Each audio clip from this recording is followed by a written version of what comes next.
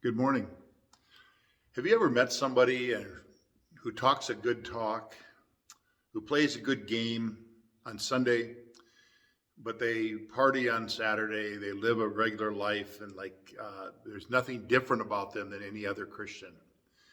There's a tendency to do that in the Christian faith, especially if we abide by the principle that we hear about and study about and read about in the Apostle Paul, that salvation comes by faith alone.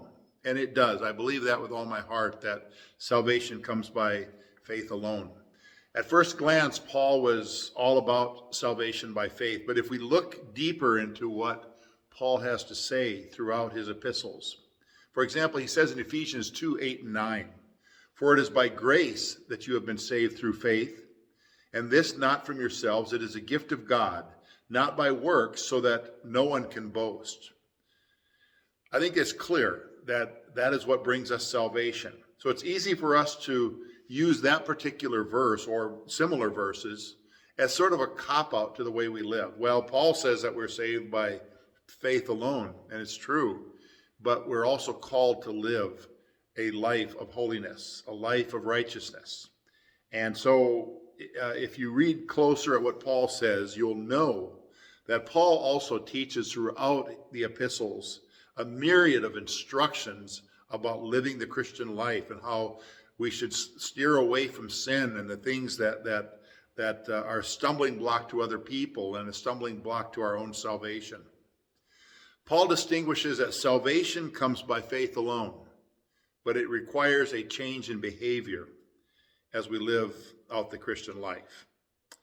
So I wanted to mention that because what I really want to talk about is the book of James. James has a completely, apparently different look and a different feel than the epistles that Paul writes.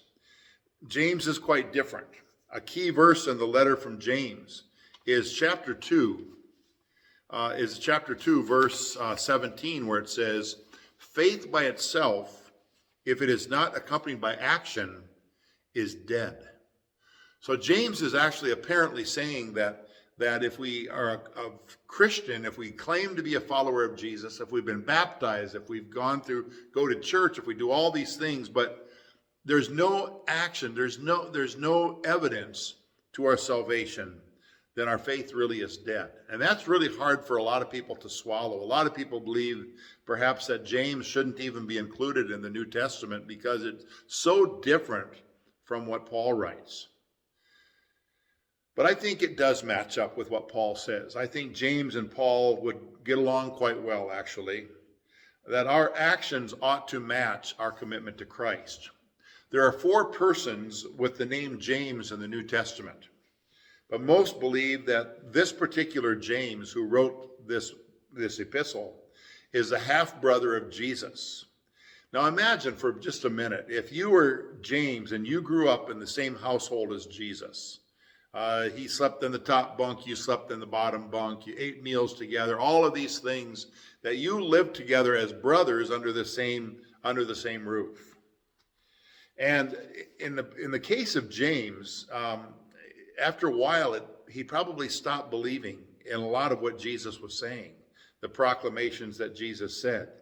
In fact, we think that in the actual earthly ministry of Jesus, that James was not a follower, that he was just simply the brother of Jesus. Had a hard time understanding that his brother could be the Messiah or his brother could be the Son of God. He would think that that's a preposterous thing. That is, up until the resurrection. When the resurrection happened, James thought Jesus was indeed the Son of God. In fact, James later on at the end of his life became a martyr for Christ.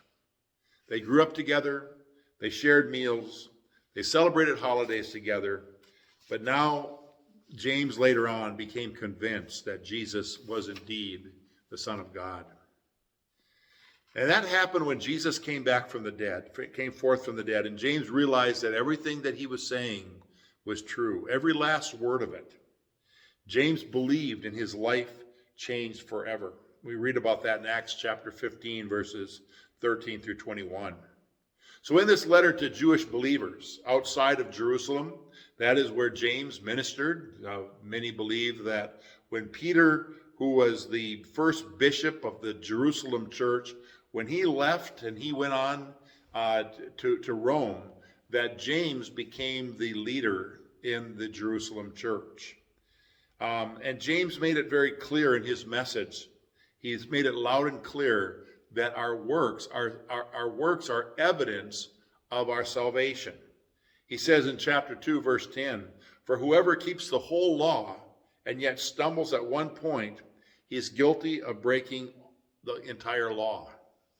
In fact, much of James sounds like the words of Jesus. For example, say in the Sermon on the Mount, when Jesus gave all of these instructions for people, how to live, how to act toward your brother, how to behave within the body of believers. The Sermon on the Mount was an instructional manual that Jesus laid out, and much of what James says sounds very much like the Sermon on the Mount. It's full of practical living exhortations that guides people in becoming a true disciple of Jesus. So if you haven't read the book of James, I encourage you to do so. I hope that you do. I hope that you read it with an understanding that it comes from a much more of a Jewish perspective than perhaps the Apostle Paul is saying. But it's practical, it's down to earth,